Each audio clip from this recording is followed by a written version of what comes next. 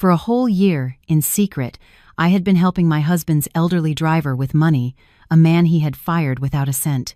Today, he intercepted me by the store and whispered, "Tomorrow, do not get in the car with your husband. Take the bus. It's a matter of life and death. You will understand everything when you see who is on that bus." And so, I got on the bus. Hello. Write in the comments where you are listening from. Don't forget to subscribe and leave a like.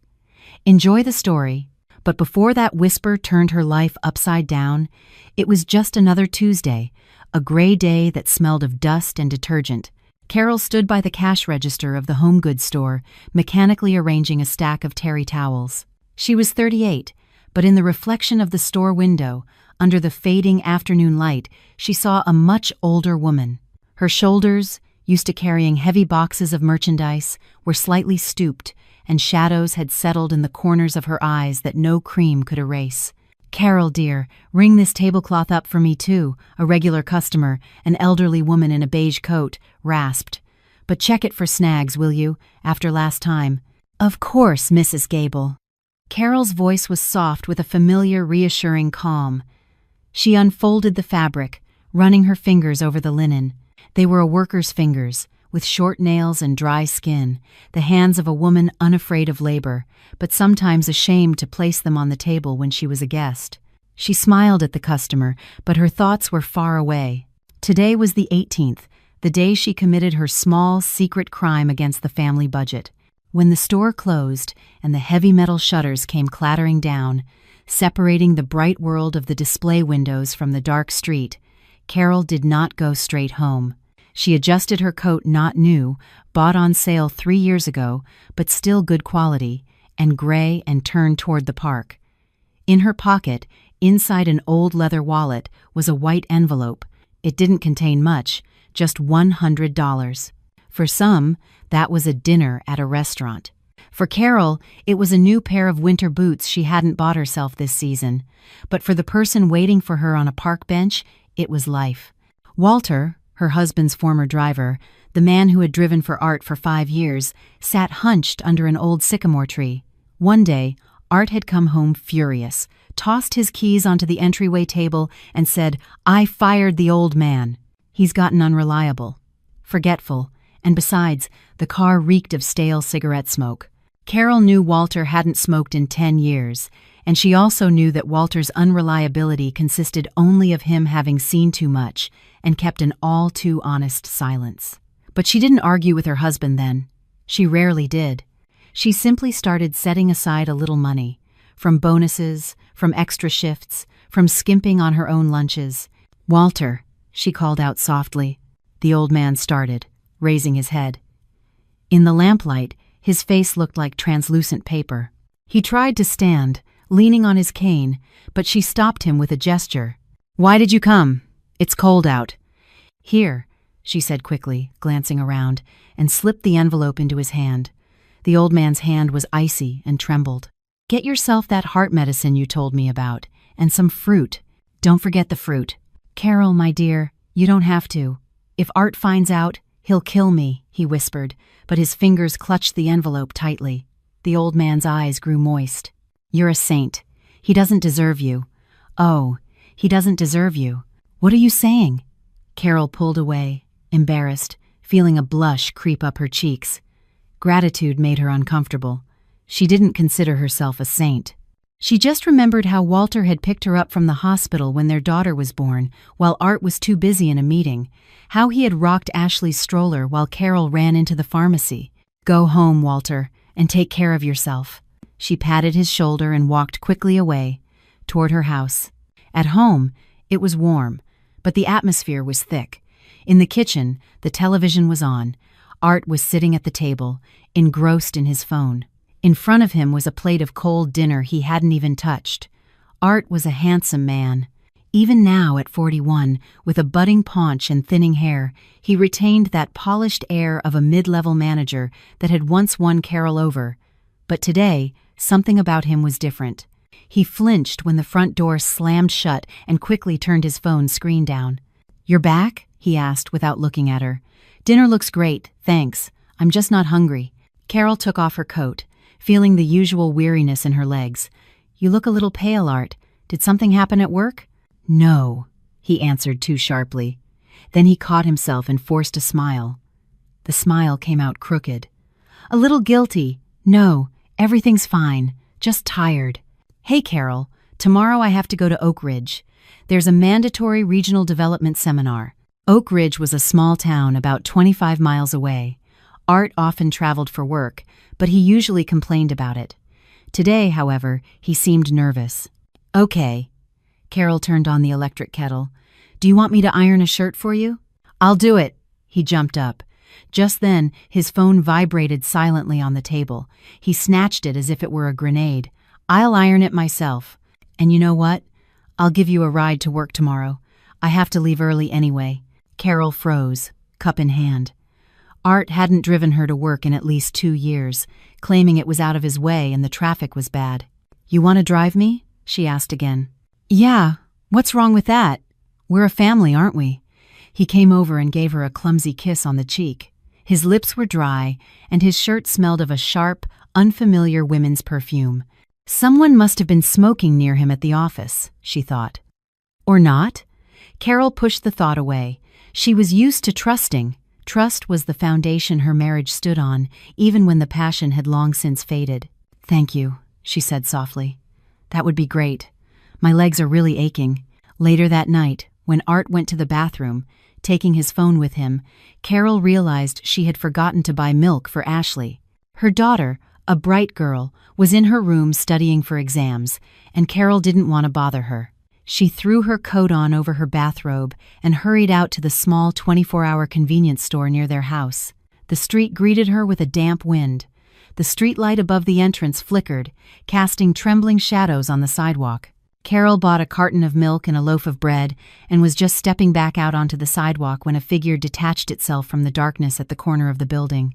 She let out a choked cry, clutching the groceries to her chest. It was Walter. But he looked different now than he had an hour ago in the park.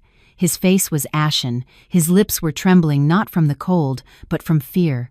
He was breathing heavily, as if he had run the whole way. "Walter, what are you doing here?" He came closer and grabbed her by the sleeve of her coat. His grip was iron tight, desperate. "Carol, listen to me," he whispered, glancing up at the lit windows of her apartment. "Tomorrow, do not get in his car, you hear me? Do not get in." "What? Why?" Carol recoiled, frightened.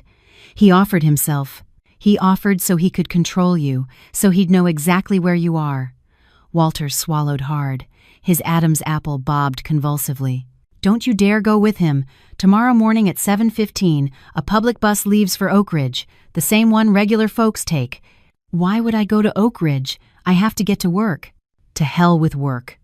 The old man's voice broke into a croak. "It's a matter of life and death, Carol. The life you fool, think is yours." Carol stood frozen. The cold seeped under her coat, seizing her heart. She had never seen the kind, quiet Walter like this. Terror sloshed in his eyes. "Get on that bus," he repeated, releasing her sleeve and stepping back into the shadows. "Just sit and watch. You will understand everything when you see who is on that bus." He vanished into the darkness as quickly as he had appeared, leaving Carol alone under the flickering streetlight. In her hands was the carton of milk, and in her head a ringing, terrifying void. Up in her window, the silhouette of Art appeared. He was on the phone with someone again. Carol looked at the window, then at the empty street where the old man had disappeared. For the first time in many years, she felt the familiar, firm, and safe ground begin to crumble beneath her feet. "In the morning," Carol lied. It was the first lie in 20 years of marriage, and it came with an unexpected ease, as if her tongue found the words on its own. "Ashley isn't feeling well. She has a terrible stomachache. I'll stay home for now. I'll call the doctor, and then I'll make my own way in." Art, already in the hallway with his keys in hand, didn't even glance toward their daughter's room. He just nodded, blew a kiss in the air near Carol's ear, and walked out the door, muttering something about being late. Carol waited until the sound of the engine faded, and only then did she put on her coat. Her hands were shaking so badly that she couldn't get her arm into the sleeve on the first try. The bus station greeted her with the smell of exhaust fumes and fried donuts. The bus to Oak Ridge, an old, rattling vehicle, was already at the bay, wheezing smoke. Carol got on, trying not to look up, and sat in the very back, by the window. She felt as if everyone knew why she was there, as if it were written on her forehead, "Wife spying on her husband." The bus was half empty, a few retirees with empty shopping baskets, a student with headphones, and a woman with a girl of about 7 sitting 2 rows ahead. The bus lurched forward, swaying heavily over potholes. Carol stared out the window at the gray apartment buildings rushing by, but she didn't see them. Walter's words echoed in her head. "Go. Watch."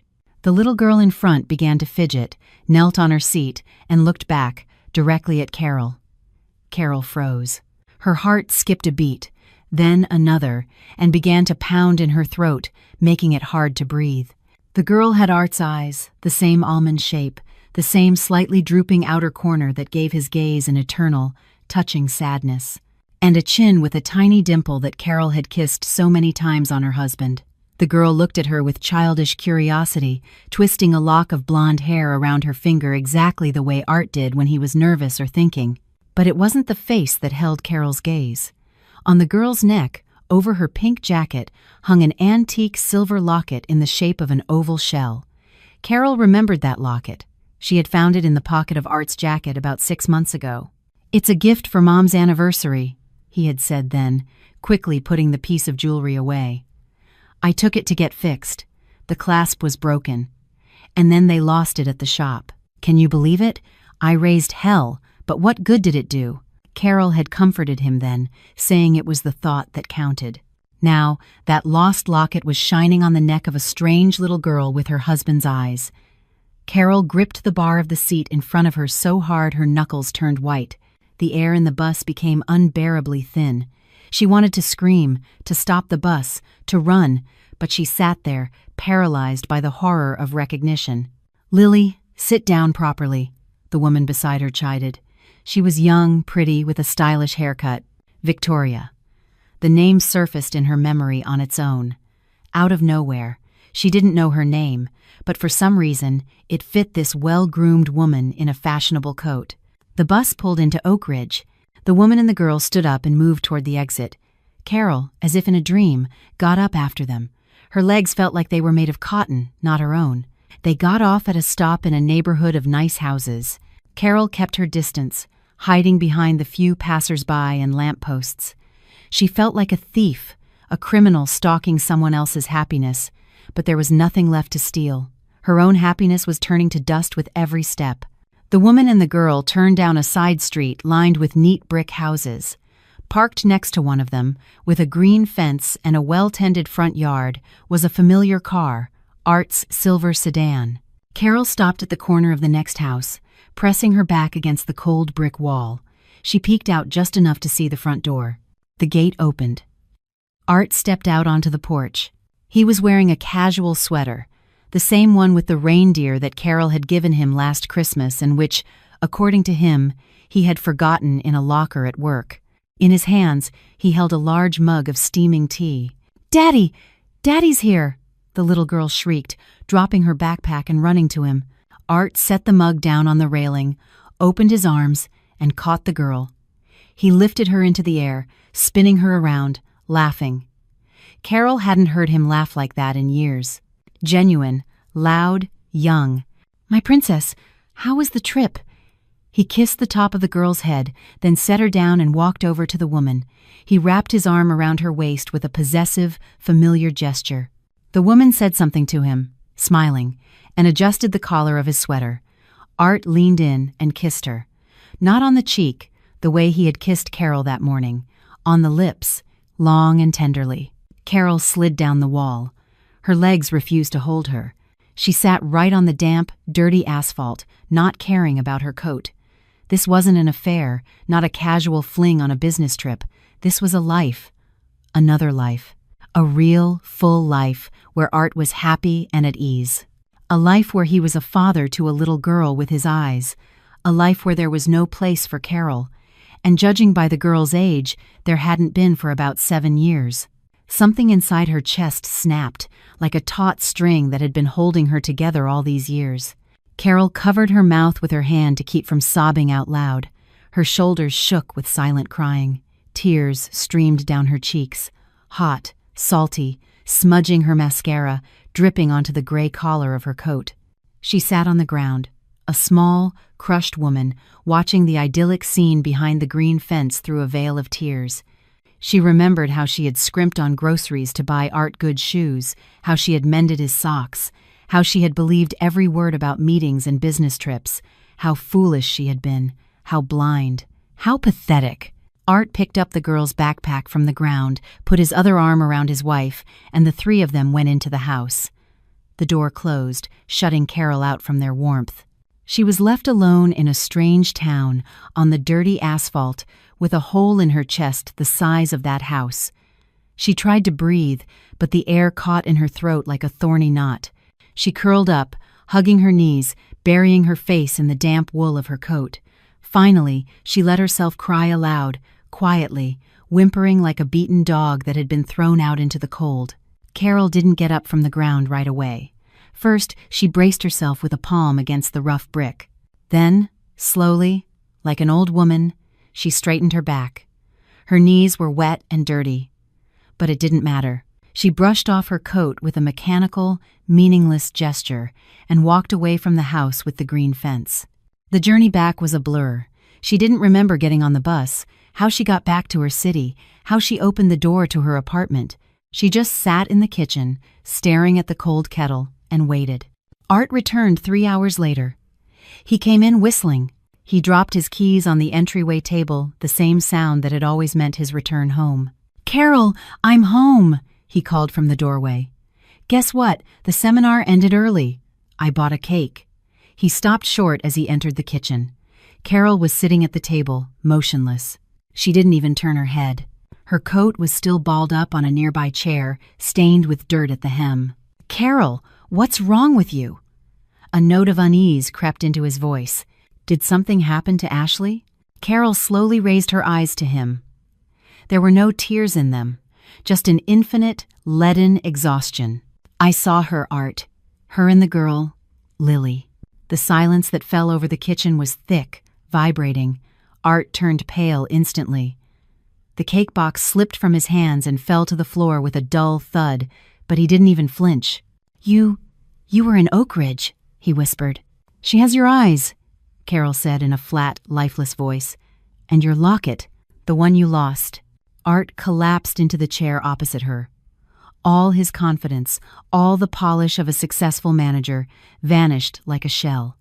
He covered his face with his hands. "Carol, forgive me. I didn't want this. I didn't know how to tell you." He began to cry. Not the way a man cries from grief, but pathetically, sobbing, smearing tears across his face. It was an accident, really, 7 years ago. I didn't want to hurt anyone. I love you, Carol, but I couldn't abandon them. Lily is just a child." Carol looked at him and felt nothing. Not pity, not anger, just disgust. She looked at this man with whom she had shared a bed, a table, and a life, and she saw a coward. "You didn't want to hurt anyone?" she asked quietly. "You've been lying to me for 7 years, every day, every minute." Just then, the front door opened. The sound was authoritative, confident. Trudy, Art's mother, walked into the hallway. She had always had her own keys and came in without knocking.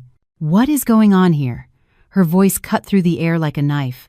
She scanned her tearful son, the crushed cake on the floor, and the motionless Carol.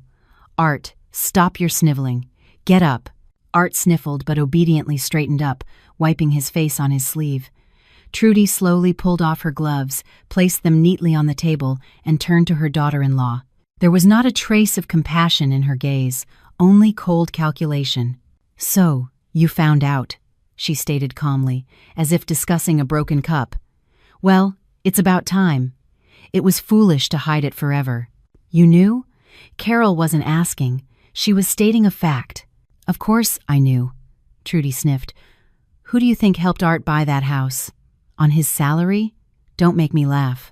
She walked to the table, pulled out a chair, and sat down.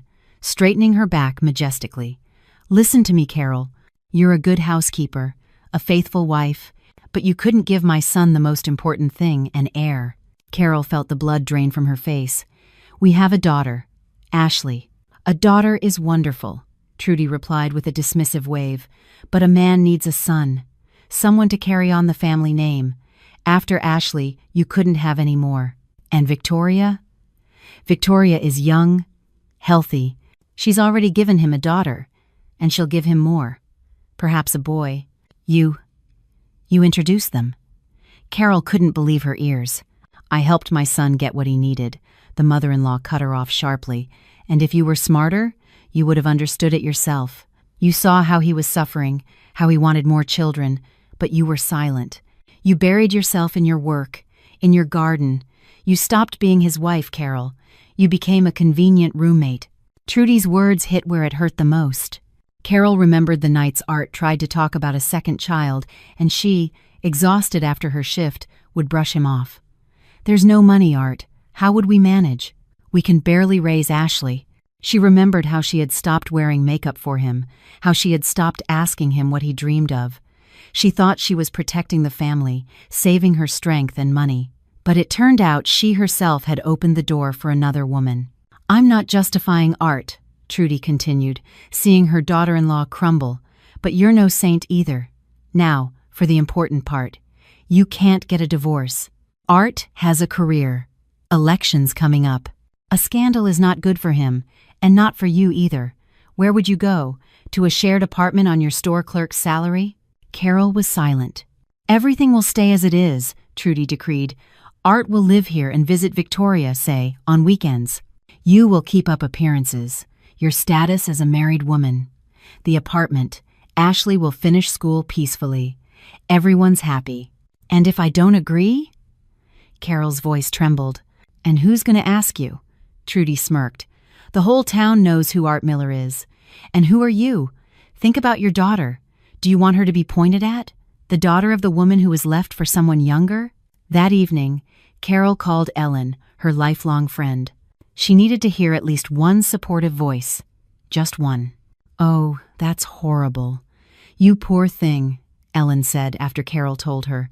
"Art has another family, in Oak Ridge." There was a pause on the line, a little too long.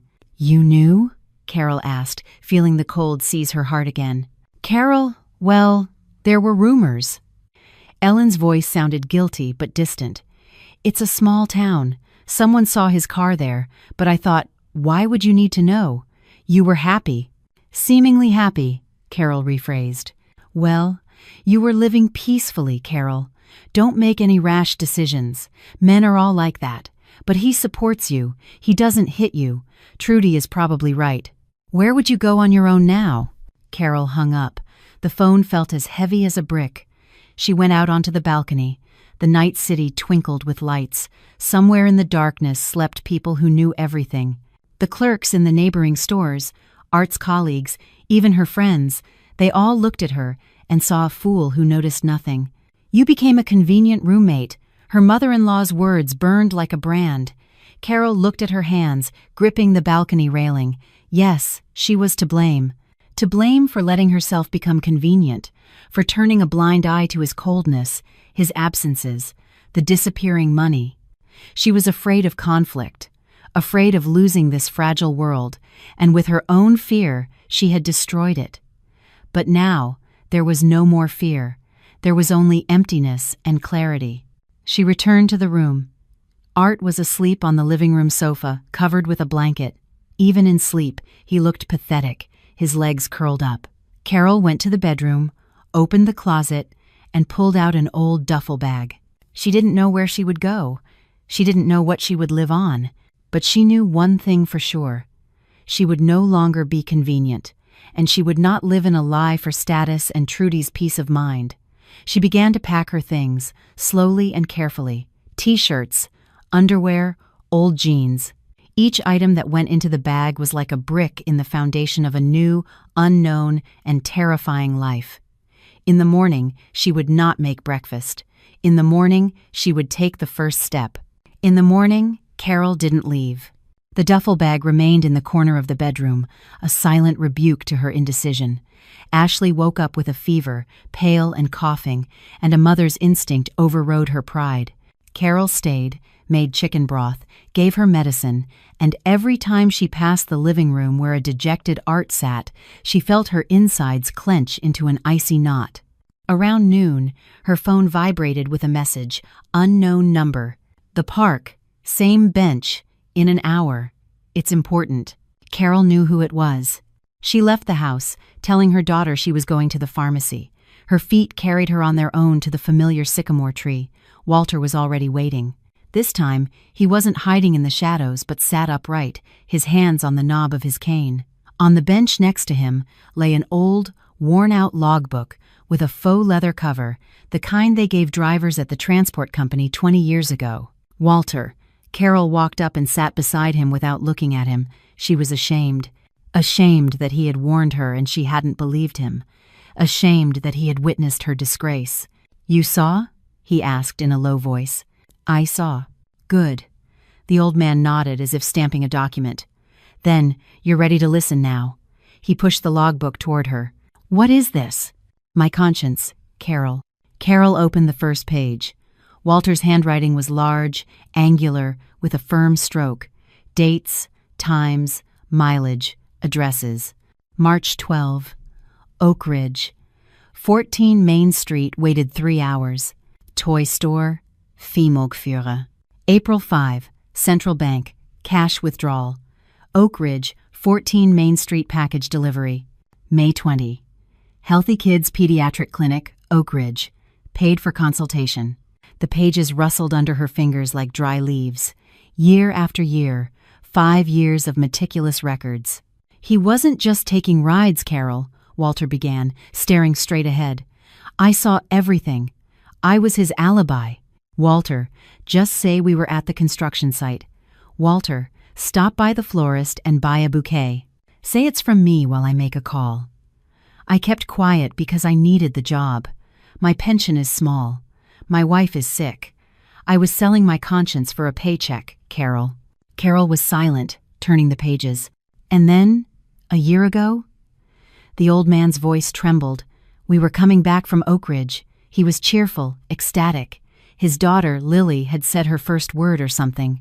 And I had the nerve to say, 'Mr. Miller.' But Ashley has her recital at the music school today.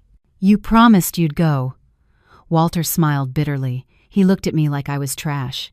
"You just drive, old man, and don't stick your nose where it doesn't belong," he told me. "Carol is a strong woman, she'll manage. Victoria needs help, she's all alone." And the next day, he fired me, said I was unreliable. Carol stopped at an entry dated 6 months ago. Central Bank. Withdrawal from education account, $1,500. Transfer for roof repair in Oak Ridge. The education account. Carol's blood ran cold. It was their untouchable savings, the money they had been putting away since Ashley was born for college, for tutors, for her future. Every cent in there was watered with her sweat, with her giving up a new coat, a vacation, a normal life. She flipped through the pages frantically. Withdrawal from education account, $500. Purchase of furniture for child's room. Withdrawal from education account, $2,000. He emptied the account. Carol's voice broke into a whisper. "Almost completely," Walter confirmed. "I drove him to the bank each time. He said he was investing, that the money had to work. And oh, it worked. On a roof repair in Oak Ridge and a private daycare for Lily." Carol closed the logbook. Her hands were shaking with a fine, unpleasant tremor. This was worse than infidelity. Infidelity could be explained by passion, a mistake, a weakness. But this was theft. He wasn't stealing from her. He was stealing from his own daughter, from Ashley, who dreamed of studying architecture, who spent nights sketching blueprints, who believed her father was proud of her and would help her. Art hadn't just betrayed his family. He had methodically and calculatedly, dollar by dollar, destroyed the future of his first daughter to build a comfortable nest for his second. "Why didn't you tell me sooner?" Carol asked without looking up. "I was afraid," Walter answered honestly. "Afraid of him. afraid you wouldn't believe me, that you'd say, "The old man is senile, getting revenge for being fired." You loved him, Carol. You prayed for him. He placed his dry, rough hand on hers. But now I see you have nothing left to lose. Take this logbook. It's not just paper, it's evidence. If he starts playing games, if he says there's no money, show him this. Let him know his secret accounting isn't so secret. Carol clutched the logbook. It burned her fingers. Thank you, Walter. Don't thank me, my dear. The old man sighed deeply and stood up, leaning on his cane. I'm an accomplice too. I drove him. I stayed silent. Forgive me, if you can. He walked away down the path, more stooped than usual, a small figure in an old coat carrying the weight of others' sins on his shoulders. Carol remained on the bench. The wind flipped through the logbook, revealing more and more dates. Purchase of coat, $1,000. Payment for stay at spa resort for mom, Trudy, $800. Carol remembered how Art had told her last winter, "Carol, it's a crisis. They cut my bonus this year. No gifts, okay? The important thing is we're together." She had agreed. She had felt sorry for him. She had prepared a festive dinner with what she had, and all the while, he was buying another woman a coat with his daughter's money. Something inside Carol burned away completely. The pity, the doubts, the fear.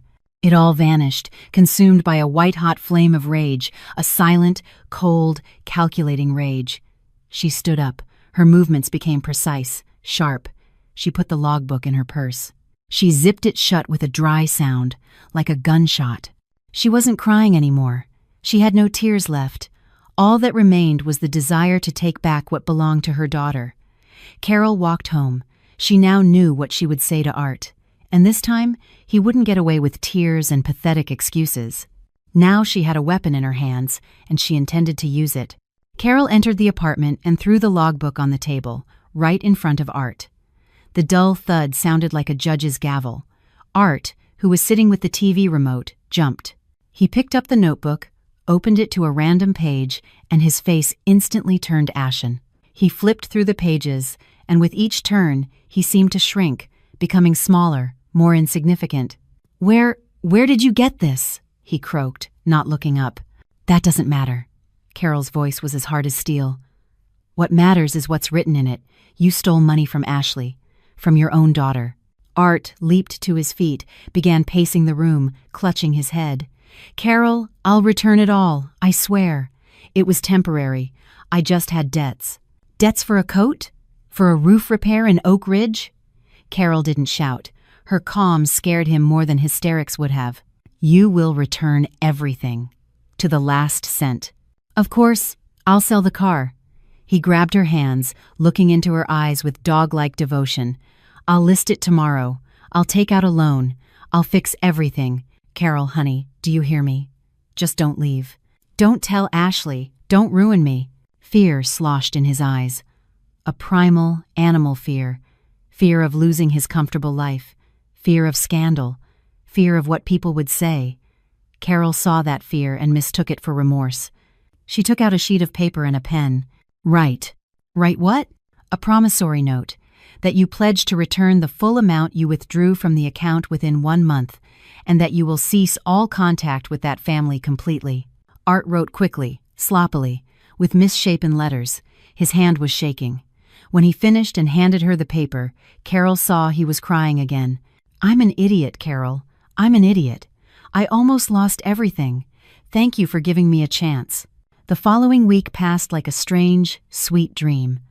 Art really did change. He came home at 6 on the dot. He brought groceries, expensive and delicious things they used to only afford on holidays. He fixed the dripping faucet in the bathroom himself, which had been leaking for 6 months. In the evenings, he sat with Ashley, helping her with her homework. Carol, passing her daughter's room, would hear their voices. "Dad, look! This projection is wrong." "You're right, Ash. Good eye. You're so observant. Let's redraw it." Ashley was glowing. She didn't know the truth. She only saw that Dad had suddenly become attentive and caring, and Carol, watching her happy daughter, felt the knot of ice in her chest begin to melt. Maybe people do change. Maybe the fear of losing his family had really brought him to his senses. Even Trudy traded her anger for kindness. On Saturday, she invited Carol for tea. "Come in, Carol, dear. Sit down." The mother-in-law poured tea into her best china. On the table were pastries from a fine bakery. "I've been thinking, maybe we were too hasty. We're all human. We all make mistakes." She pushed a bowl of jam toward Carol. "Art told me everything. About the car, the money. He's ready to do anything to save the family. And you know what? I support him. Family is the most important thing. And those youthful mistakes? Well, they happen. The main thing is that he's made a choice, and he chose you." Carol sipped her tea, listening to her mother-in-law's measured voice, and felt the tension that had gripped her for the past few days release. She wanted to believe God. How she wanted to believe that the nightmare was over. "Do you really think so, Trudy?" "Of course, dear. You are a wise woman. You were able to forgive. That is worth a great deal. Now we will fix everything. We will live better than before." That evening, the three of them had dinner together. Art joked, told stories from work.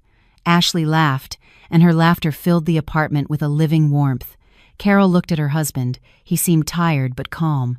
He really had put the car up for sale. She had seen the online ad. He had stopped hiding his phone, leaving it on the sofa, screen up. It seemed the storm had passed. Before bed, Art hugged her. "Thank you," he whispered in her ear. "I will never let you down again." Carol closed her eyes. For the first time in a long time, she fell asleep without heavy thoughts. She thought about how tomorrow was Sunday, how they would go for a walk in the park, how Ashley would soon start college and the money for her education would be there. That life, though cracked, had been pieced back together. She felt like a victor. She had won back her husband, her daughter's future. She had saved her home. That Sunday morning, the sun shone with a special brightness, flooding the kitchen with golden light. Carol was making pancakes, humming a tune. Art was still asleep. Ashley had gone for a run. Carol felt an astonishing lightness, as if she had taken off a heavy backpack she had been carrying uphill for years. She believed the worst was over. She believed that love and patience could fix anything. She didn't know that this was just the calm before the real storm. She didn't know that her victory was a house of cards that would collapse with a single, casual gust of wind. She was just making pancakes and smiling at the sun, enjoying this fragile, deceptive peace. The pancakes were cooling on the table, and the pen, of all things, ran out of ink at the most inconvenient moment. Carol wanted to make a shopping list. She remembered seeing a spare pen in Art's briefcase, which he had left in the hallway. She opened the flap of worn leather, rummaged in the side pocket. Her fingers brushed against a smooth, glossy square of paper. She pulled it out mechanically, thinking it was a business card or a receipt. It was a sonogram. A grainy black and white image, a tiny speck of life in the center of a dark circle. At the bottom was a date, May 22nd, 2 days ago. The day Art had stayed late at work to prepare the paperwork for the car sale. Carol stood in the hallway, clutching the image in her hand. The pancakes in the kitchen smelled of vanilla and home, but suddenly that smell became nauseating. She turned the photo over. On the back, in Art's familiar, sprawling handwriting, was written, "My son, my heir, I'm waiting for you."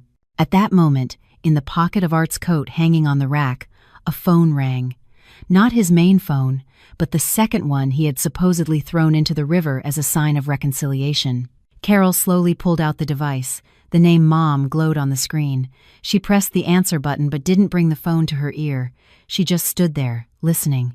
The volume was high, and Trudy's voice, sharp and confident, was clearly audible. "Artie, why aren't you answering?" Victoria called. "She's crying. Hormones are making her crazy. You should call her, calm her down. Tell her everything is going according to plan." Carol remained silent. "Hello? Art?" Her mother-in-law's voice became irritated. "What's the matter? Are you busy with your housekeeper? Just be patient, son. It won't be long now. As soon as Victoria gives birth to my grandson, we'll put the land in your name and kick Carol out. Let her go to hell. The main thing is to trick her into signing the papers for the lake house now while she's soft. The lawyer said as soon as it's joint property, we'll sell it to pay off the debts." Carol hung up. The phone slipped from her fingers and fell to the floor with a clatter. The sound of the crash woke Art up. He came out of the bedroom, sleepy, in his pajama bottoms, scratching his chest. "Carol, what fell?" He yawned, squinting in the sunlight. Carol slowly turned to face him. In one hand, she clutched the sonogram. With the other, she pointed at the phone on the floor. Art followed her gaze, saw the phone, saw the photo, and the sleep vanished from his eyes instantly. This time, he didn't cry. He didn't fall to his knees. He looked at her with the eyes of a cornered animal that understands. There is no escape. It's time to bite back. "You've been snooping through my things," he said coldly. It wasn't a question. "Housekeeper," Carol pronounced. The word felt foreign, prickly in her mouth. "To you people, I'm just a housekeeper you have to put up with until the heir is born." Art went to the kitchen, poured himself water straight from the pitcher, and drank greedily. "And what did you want, Carol?" He turned to her, his face twisting into a malicious grimace. "A wife? And what kind of wife are you? Have you looked in the mirror? You've turned into a shadow, a function. Fetch, serve, wash. You can't talk to you about anything other than the price of potatoes or Ashley's grades." Carol recoiled as if she had been struck. "I worked. I tried for us." "You tried to make everything proper," he interrupted. "To keep the peace, to keep everything quiet. You turned a blind eye to everything as long as there was no scandal. You knew I was unhappy. You felt it in your gut, but you kept quiet. It was convenient for you that I existed, that I brought home a paycheck, that you had status. You created this prison yourself, Carol. And Victoria is alive," she laughs. "She looks at me like a man, not an ATM or a piece of furniture." The words hit their mark. Carol knew there was truth in them. A bitter, terrible truth. She really had hidden behind routine. She really had been afraid to ask, "Are you happy?" because she feared the answer. "Yes," she said quietly. "I am to blame. I let our marriage die. I became boring and convenient." She raised her head and looked him straight in the eye. "But that didn't give you the right to steal from your daughter. It didn't give you the right to plan my eviction as if I were disposable waste. You could have left, honestly, told me to my face, 'I don't love you anymore.' But you are a coward, Art. You wanted a young wife and my cooking and Ashley's money and your mother's approval, the land." She suddenly remembered the lake house, my inheritance from Grandma. Art smirked contemptuously. "And how did you think I was going to pay my debts? Victoria is about to give birth. She needs comfort. And that piece of land is worth a lot. We're still married. By law, half of it is mine." "It's a personal inheritance," Carol whispered. "It's not divided. The lawyer will find a way," he said with a dismissive wave. "If you had just stayed quiet, you would have made it to the divorce peacefully. I might have even left you something. But now it's war, and my mother will make your life hell. You know her. You have no connections, no money, no backbone. You're going to lose." Carol looked at the man she had lived with for 20 years and saw a complete stranger, a cynical enemy before her, an enemy who had not only betrayed her but had planned her destruction. The illusion of victory shattered. The pancakes on the table, the sunlight, the hope it had all been the set for a monstrous play in which she had been cast in the role of the sacrificial victim. "Get out," she said. "This is my house too," Art retorted. "I'm not going anywhere." "Get out," she repeated, louder. "Or I'll go out on the balcony right now and start screaming. I will tell the whole neighborhood, every neighbor, what you've done. I'll call your boss. I will create the scandal you are so afraid of. I have nothing left to lose, Art. And you do." He looked at her warily. In her eyes, usually so soft and submissive, a wild, desperate fire was burning. Art spat on the floor, grabbed his briefcase and his jacket. Hysterical idiot. "We'll see what tune you're singing when my mother is done with you." The door slammed shut. Carol was left alone in the apartment that was no longer a home. She sank to the floor in the hallway, right where the phone lay. The sonogram was still clenched in her hand, crumpled into a ball. My son, my heir. She wasn't crying. She had run out of tears. Inside, there was only a scorched desert and a cold, ringing clarity. They wanted a war. They would get one. But she wouldn't be fighting for a husband or for the past. She would be fighting for the only thing she had left, her dignity. Carol didn't stay in the apartment. The walls were closing in on her. The air seemed poisoned by lies. She grabbed a hoe, put on old gardening gloves, and went to her small plot of land behind the house, the very same one they wanted to take from her. She worked furiously, hacking at the weeds as if they were the heads of her enemies. Dirt flew everywhere, smudging her face and clothes. She felt no fatigue, only a sharp, throbbing pain in her temples. Carol flinched and turned around. Standing at the gate was Mike, Art's father, a tall, thin old man, his shoulders perpetually stooped. His whole life, he had been his wife's shadow, a silent appendage to Trudy's iron will. Carol had rarely heard him say more than a few sentences at family dinners. "Go away, Mike," she said, wiping sweat from her forehead with the back of her hand. "I have nothing to say to your family." But he didn't leave. He opened the gate and walked in carefully, as if afraid to disturb the earth. In his eyes, usually dull and watery, there was something new today, a strange, desperate resolve. "I haven't come as an ambassador, Carol. I've come as a person." He walked over to an old apple tree and rested his hand on the gnarled trunk. 40 years, he said quietly. For 40 years, I've watched Trudy destroy people. First me. I wanted to be a painter, Carol. She said, "Go to the factory. There's stability there." And I went. Then she started on Art, molding him in her image. And this is what she molded. He looked at Carol. There was so much pain in his gaze that her anger subsided for a moment. "I was silent when she drove away your predecessor, Art's first girlfriend. I was silent when she taught him to lie. I thought time would fix it, that familiarity would breed affection, that it was family, after all." Mike reached into the pocket of his old knit jacket and pulled out a small black flash drive. "This morning, while you were at work, they were sitting in the kitchen. Trudy, Art, and that lawyer of theirs, a slippery fellow. I was in my room with the door ajar. They think the old man is deaf, that he's just watching TV. But I turned on the voice recorder." He held the flash drive out to Carol.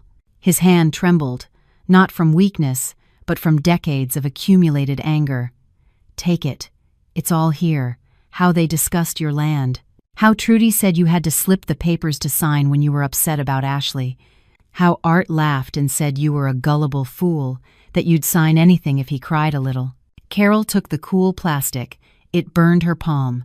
"Why are you doing this?" she asked. "I'm saving what's left of my soul, Carol." The old man smiled bitterly. "I don't want to die knowing I allowed another life to be trampled. They will devour you if you don't strike first." He stepped closer and lowered his voice, though no one else was in the garden. "And one more thing you should know. Victoria is at the music school right now. There's a recital. Her students are performing. Art went there. He bought her a gold necklace with rubies. Told his mother it was a gift for the son. A necklace with rubies." Carol remembered Art telling her a month ago, "Carol, we can't afford the boots right now. Make do until winter, okay?"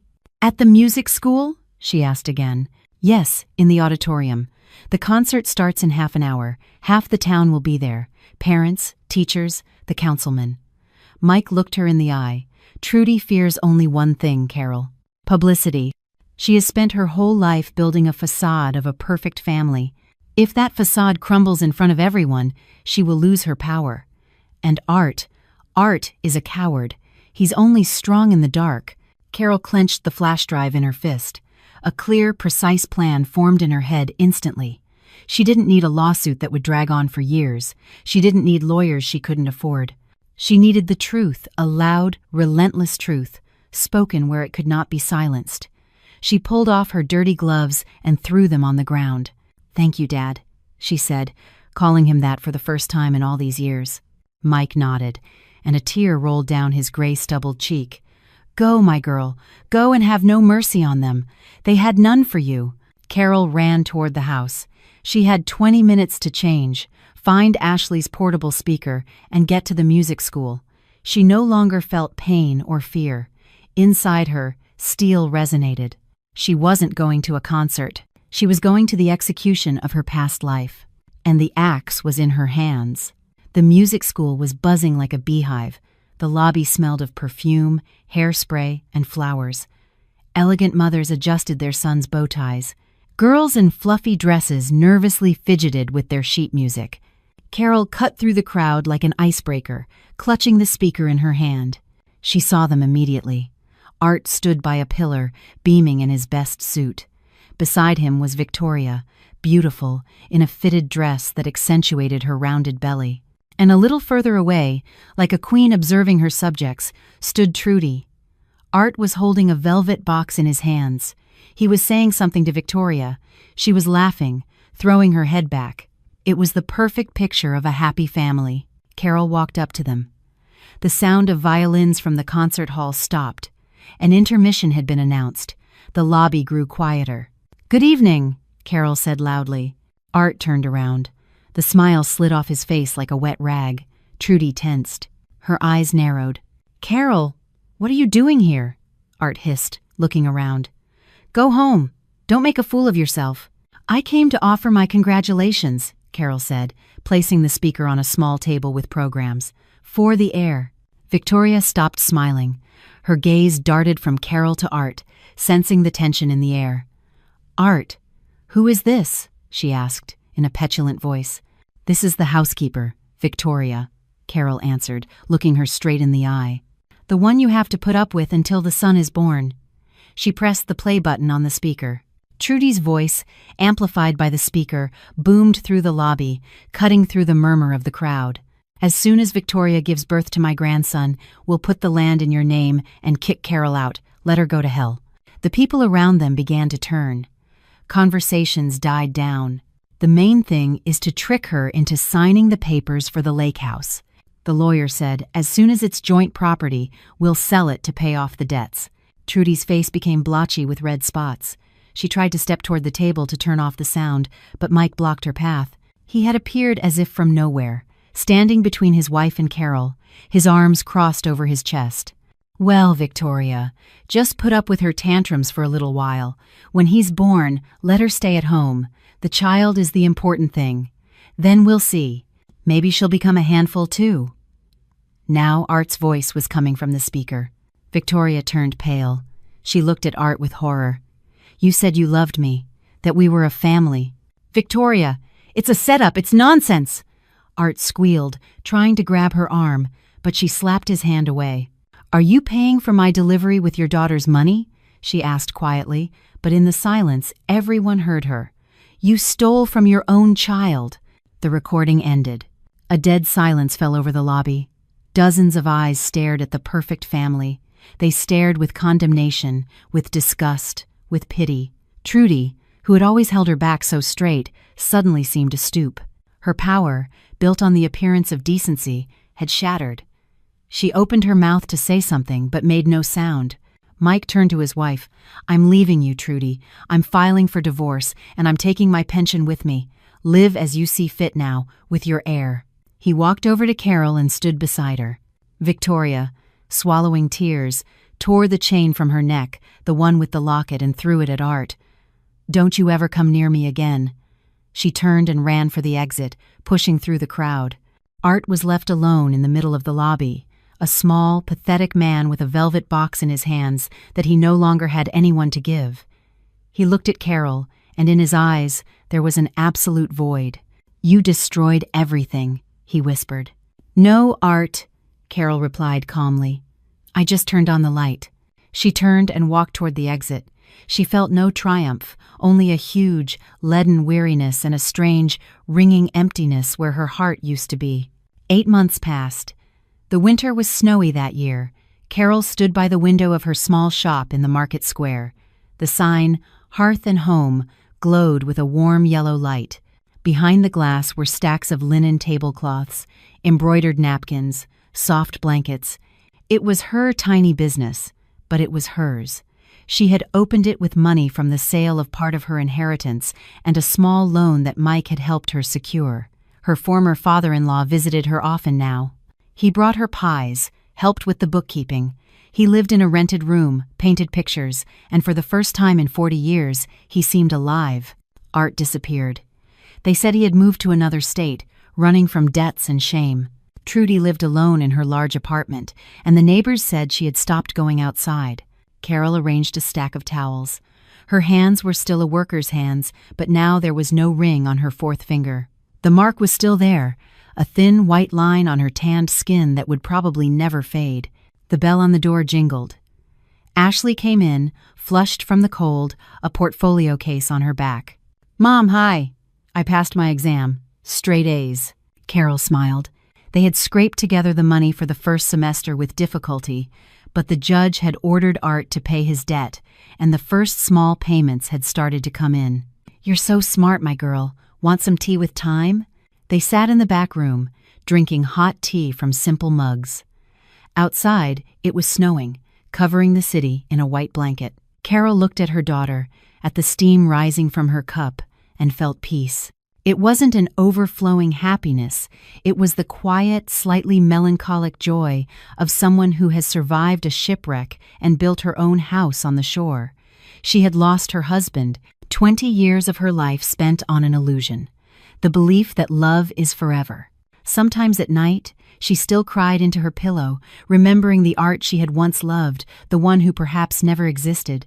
But she had found herself. She was no longer a shadow, no longer convenient. She was Carol, a woman who knew how to stand on her own 2 feet, even when the ground was crumbling beneath them. In the evening, as she was closing the shop, she saw Walter. He was walking down the sidewalk with his wife, holding her arm. The old man saw Carol, stopped, and waved. Carol waved back. She breathed in the frosty air. It smelled of snow, pine, and hope. Life went on different, complicated, lonely, but honest, and that was the most important thing. Dear listeners, that is the end of Carol's story. A difficult, sometimes bitter story, but in my opinion, a very important one. What do you think? Did Carol do the right thing? Was it worth airing their dirty laundry and creating such a public scandal? Because many will say she should have been wiser, kept quiet, preserved the family for appearances' sake. And others will say they got what they deserved, and then some. And how would you have acted in her place? Could you have forgiven? Or would you have burned all the bridges too? Please write in the comments. I am truly interested in your opinion. The debates about what constitutes feminine wisdom and where it turns into self-abasement never cease. If this story touched you, if you sympathized with Carol, please give this video a like. This will help our channel grow and tell new stories. Subscribe so you don't miss the continuations of our other series. And if you want to know what happened to Victoria or Trudy, let us know in the comments. Perhaps we will take a look into their lives as well. I wish you all the best. Take care of yourselves and your loved ones.